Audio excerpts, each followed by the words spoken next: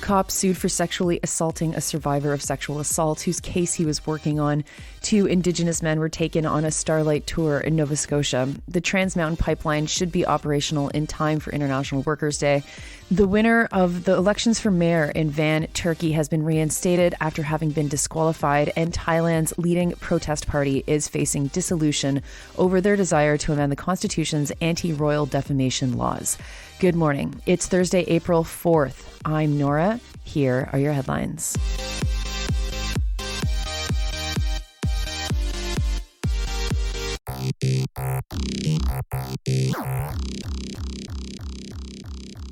We start this morning in Longueuil, where a police officer has been accused of sexually assaulting someone who had survived a sexual assault. That woman is now suing the police force for $150,000. In 2019, the Longueuil police were investigating an alleged sexual assault. The Journal de Québec reports that months after they were working on her case, an officer took over her file and started communicating with her, quote, in the goal of reassuring her after what she had experienced, unquote. Within a couple of weeks, though, their interactions got much more serious and the cop sexually assaulted her. The cop asked her to delete proof of their communications, including photos. In the court documents, the woman is named SR, and it took SR talking with a psychotherapist and other service workers to realize that the sexual relationship they had was indeed sexual assault and exploitative. The lawsuit alleges that the cop, Jean-François Grégoire, was in a conflict of interest as he remained the investigator of her case even after he sexually assaulted her, including while he was on duty. SR developed PTSD as a result of the abuse. Next to Nova Scotia, where Kevin Hartling and Blaze Sillyboy are speaking out about being taken on a Starlight tour. Don't know what a Starlight tour is? Well, I'll tell you in a sec. Hartling is from Member 2 First Nation, and Sillyboy is from Eskasoni First Nation. The pair were detained by federal fisheries officers for fishing, reports Lindsay Armstrong from the Canadian Press. They were fishing near Shelburne, Nova Scotia, when the officers picked them up and left them at 1 a.m. at a gas station, about a 45-minute drive from where they had been fishing for baby eels. They had no footwear or cell phones and were forced to walk for about 6 hours before they could find a cell phone that they could use to call a friend.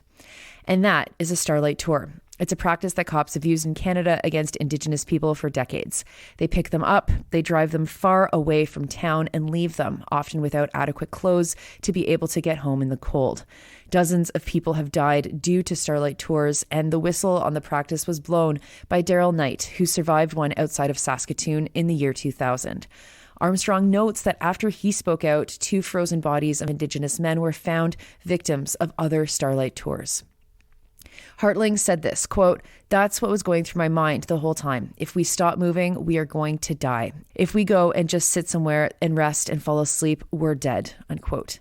Armstrong talked to Priscilla Satie, an Indigenous Studies professor emerita at the University of Saskatchewan, who said this, quote, "Starlight tours were intended to kill people. When you drop someone off in 30 or 40 below with no shoes and no adequate winter clothing, then you can only read into it that it was meant to seriously injure or kill someone," unquote. Next, the Canadian Press is reporting that the Trans Mountain Oil Pipeline expansion will, quote, "go into commercial service," unquote, on May Day. Or they don't say May Day, they say May 1st. The expansion will increase the Trans Mountain Pipeline's capacity from 590,000 barrels per day to 890,000 barrels per day. That is an increase of 300,000 barrels per day, which is a great idea to bring online just as the world approaches peak oil. There are still several regulatory approvals that the pipeline expansion needs to clear before it's online, and some components still need to be built. The project is owned by the federal government. You will remember how the Trudeau Liberals bought a pipeline. It cost at least $34 billion to build. That's right, $34 billion to build for a pipeline that will be used to profit the private sector. $34 billion is an incredible amount of money.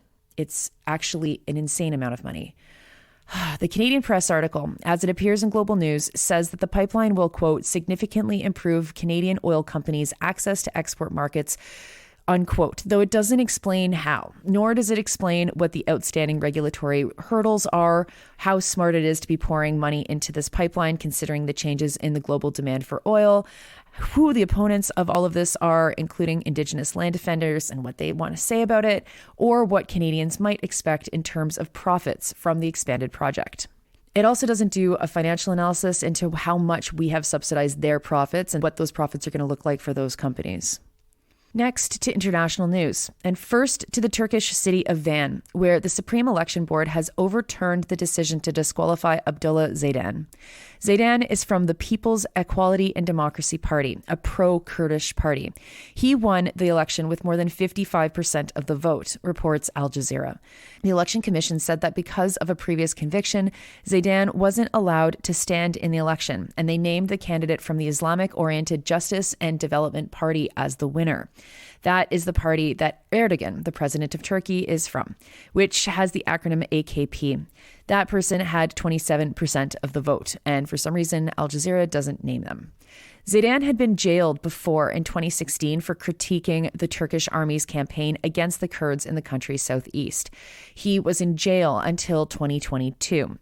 Protests erupted in reaction to his disqualification, and authorities detained 89 people who protested due to their quote-unquote praise of the Kurdistan Workers' Party, or the PKK, a party that Turkey says is a terrorist organization.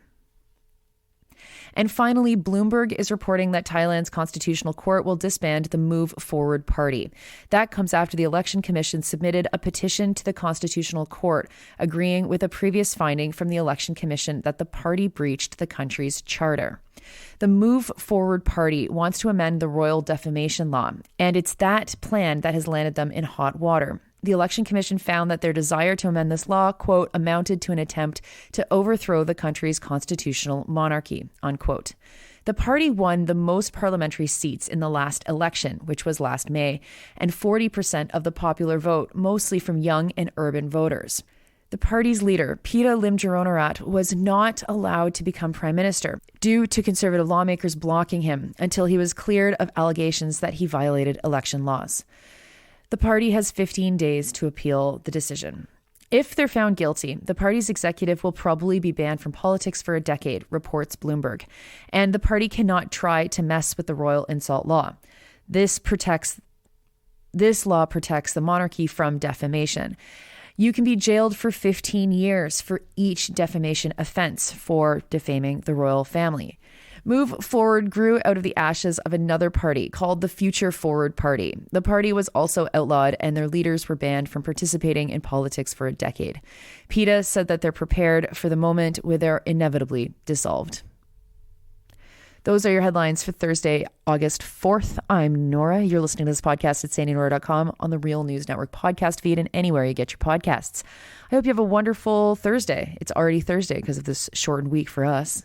Probably not for you. Maybe for you. I don't know. I hope you have a good one. I'll talk to you tomorrow.